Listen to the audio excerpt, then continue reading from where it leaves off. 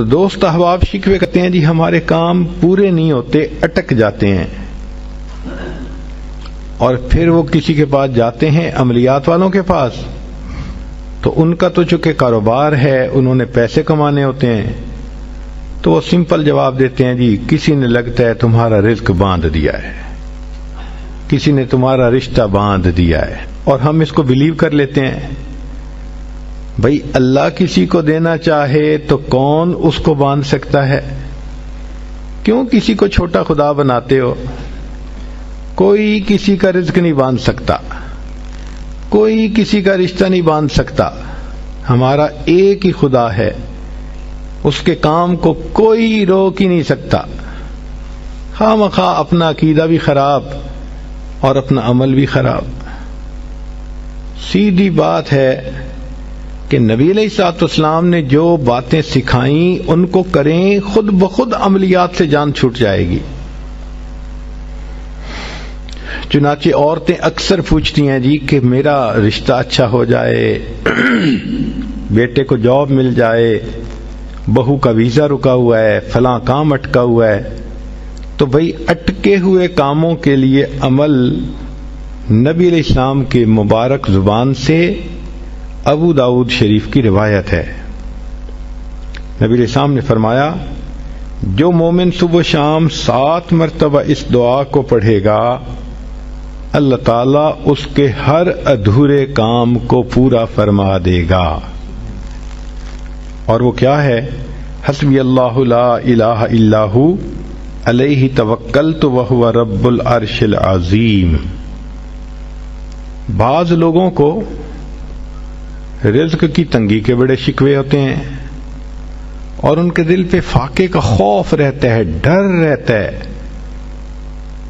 اور فاقے سے بچنے کے لیے وہ سارا دن کاروبار کے پیچھے بھاگتے دوڑتے بھی رہتے ہیں۔ سنیے، ابو نعیم کی روایت ہے، ابن ابی شیبہ نے بھی اس کو لکھا کہ نبی علیہ الصلوۃ والسلام نے ارشاد فرمایا جو شخص اس دعا کو پڑھے گا اللہ اس سے 70 مصیبتیں دور کریں گے، جن میں سب سے چھوٹی مصیبت اس کا فاقہ ہوگا۔ جو شخص اس دعا کو پڑھے اللہ تعالیٰ اس سے 70 مصیبتوں کو دور فرمائیں گے، اور سب سے چھوٹی مصیبت فاقہ ہوگی، اور وہ فقرہ ہے لا حول ولا قوة الا باللہ لا ملجأ ولا منجأ من اللہ الا الیہ۔ کئی مرتبہ انسان غمزدہ ہوتا ہے اور سوچتا ہے میں تو اکیلا ہوں، میرا ساتھ دینے والا کوئی نہیں، ماں باپ فوت ہو گئے، کہاں جاؤں، کس کو دل کا غم سناؤں، میرا غم کیسے دور ہو؟ نبی علیہ الصلوۃ والسلام نے فرمایا، کنز المال کی روایت ہے کہ قرآن مجید کی ایک آیت کو 3 مرتبہ یقین کے ساتھ پڑھ لیں، اللہ تعالی غمزدہ دل کو تسلی فرما دیتے ہیں۔ لا الہ الا انت سبحانک انی کنت من الظالمین۔ کتنی مختصر سی آیت ہے اور اکثر بچیوں کو یاد بھی ہوتی ہے۔ اس آیت کو 3 مرتبہ پڑھنے پر اللہ تعالیٰ انسان کی سیڈنس ختم کر دیتے ہیں، غم ختم کر دیتے ہیں، دل کو خوشی عطا فرما دیتے ہیں۔ کئی لوگوں کو دیکھا کہ بیمار ہوتے ہیں، کبھی ہسپتال کا چکر، کبھی ڈاکٹر کے پیچھے،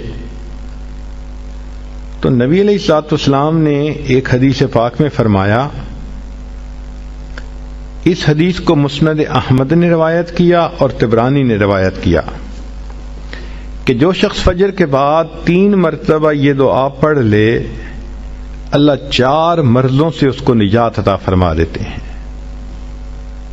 امید ہے کہ مستورات توجہ سے یہ بات سنیں گی اور اس کی اہمیت کو ذرا سمجھیں گی کہ جو شخص فجر کے بعد 3 مرتبہ یہ آیت پڑھ لے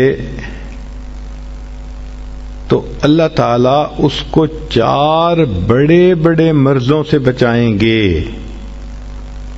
نمبر 1، پاگل پن. اگر کوئی آدمی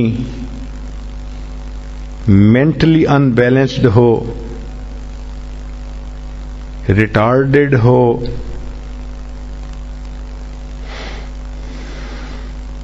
یا جس بندے کو چیزیں بھول جاتی ہوں یا چیزیں یاد نہ رہتی ہوں، ذہن سے متعلقہ جو بیماریاں ہیں وہ اسی پاگل پن کے زمرے میں آئیں گی. یا کسی کو مرگی کی بیماری ہوتی ہے، وہ بھی اسی زمرے میں آئے گی. تو پہلی بیماری جو اللہ تعالیٰ دور کرتے ہیں وہ ہے پاگل پن،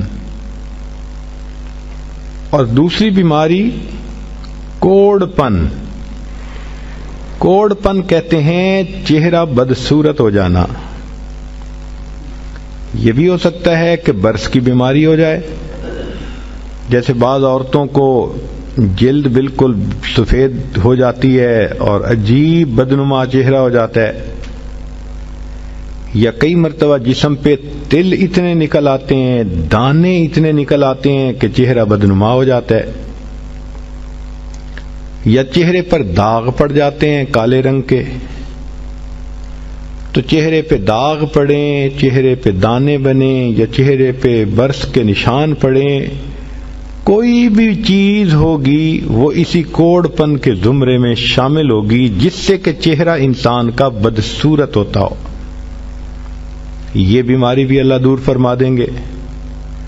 اب جن بیچاریوں کو بیوٹی پارلر پہ جانے کا شوق رہتا ہے اور اپنے فیس پہ پتہ نہیں کیا کیا پروسیس وہ کرواتی ہیں، تو ان کو تو چاہیے کہ وہ اس آیت کو یا اس فکرے کو بار بار پڑھیں تاکہ اللہ تعالیٰ ان کے چہروں کی خوبصورتی دیر تک سلامت رکھیں. اور تیسری چیز ہے اندھا پن. اندھے پن سے مراد یہ کہ آنکھوں کی بینائی ہی چلی گئی، یا آنکھوں میں موتیا بند آ گیا، یا آنکھوں پہ اینک لگانی پڑ گئی. یہ سب ایک ہی بیماری کی تفصیلات ہیں. تو جن کی نظر کمزور وہ بھی پڑھ سکتی ہیں، یا جن کو لینز لگانے پڑتے ہیں، کنٹیکٹ لینز سے ہی یا کوئی اور، اس مصیبت سے بھی جان چھوٹ گئی.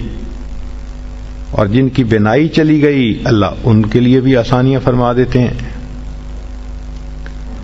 تو پاگل پن کی بیماری ختم، کوڑ پن کی بیماری ختم، اندھے پن کی بیماری ختم، اور چوتھا فرمایا فالج کی بیماری ختم. فالج ایک تو ہوتا ہے کہ انسان کا ہاتھ یا پاؤں کام ہی نہ کریں، اور ایک یہ بھی ہوتا ہے کہ اتنی ویکنس کہ عورت کہتی ہے مجھ سے تو کھڑا ہی نہیں ہوا جاتا، میرے پاؤں سن ہو جاتے ہیں، میرے ہاتھ سن ہو جاتے ہیں. یہ ساری چیزیں کمزوری اور فالج کی ابتدائی سٹیجز ہیں. تو یہ سب چیزیں ٹھیک ہو جاتی ہیں. اب بتائیں کہ اتنی بڑی بڑی بیماریوں سے جس بندے کو بچنے کی خوشخبری مل رہی ہو تو وہ تو پھر اس عمل کو کیے بغیر رہ ہی نہیں سکتا. اور یہ عمل دیکھو چھوٹا کتنا ہے. وہ جو فکرہ فرمایا حدیث میں وہ ہے سبحان اللہ العظیم وبحمدہ ولا حول ولا قوت الا باللہ. اتنا سا فکرہ پڑھنے پر اللہ چہرہ بھی پر نور بنا دیتے ہیں، میموری بھی تیز کر دیتے ہیں، اللہ تعالیٰ بینائی بھی تیز کر دیتے ہیں، اور اللہ تعالیٰ جسم میں طاقت بھی بھر دیتے ہیں. یہاں تک تو نیکیاں کمانا، گناہوں کو بخشوانا، فرشتوں کی دعائیں لینا، غمزدہ دل کو تسلی ملنا، اور بیماریوں سے محفوظ ہونا، اس طرح کے عمل بتائے تھے. اب ایک عمل سن لیجئے کہ دجال سے محفوظ ہونا. دجال ایک تو بڑا ہوگا نا، جس کو دجال اکبر کہتے ہیں، جو آئے گا اور بندے اس کے پیچھے لگ کر اپنا ایمان خراب کر لیں گے. جو امام مہدی کے آنے پر اور عیسیٰ علیہ السلام کے آنے پر ظاہر ہوگا، ان کے آنے سے پہلے ظاہر ہوگا، اور عیسیٰ علیہ السلام اس کو لد کے مقام پر قتل کر دیں گے. اس فتنے سے نبی علیہ السلام بچنے کی دعائیں فرماتے تھے، صحابہ بھی بہت ڈرتے تھے اس فتنے سے. تو انسان کا دل چاہتا ہے کہ دجال سے محفوظ ہوں. حدیث پاک میں ہے جو شخص جمعہ کے دن سورہ کہف پڑھے تو جمعہ سے جمعہ تک اس کے گناہ معاف، اور اگر وہ روزانہ پہلی 10 اور آخری 10 آیتیں پڑھ لے اللہ اس کو دجال سے محفوظ فرمائیں گے. تو اس عمل کو کرنے سے ایک تو دجال سے محفوظ ہو گئے، اور دوسری بات اور بھی سن لیجئے کہ دجال دجل سے بنا. دجل کا مطلب ہوتا ہے فریب دینا، دھوکہ دینا، اور بچیوں عورتوں کو انسان کی شکل میں بھی کئی دفعہ دجال مل جاتے ہیں. وہ ان کی عزتیں لوٹتے ہیں، بہانے بنا بنا کے دھوکے دیتے ہیں، ان کو بیٹرے کرتے ہیں.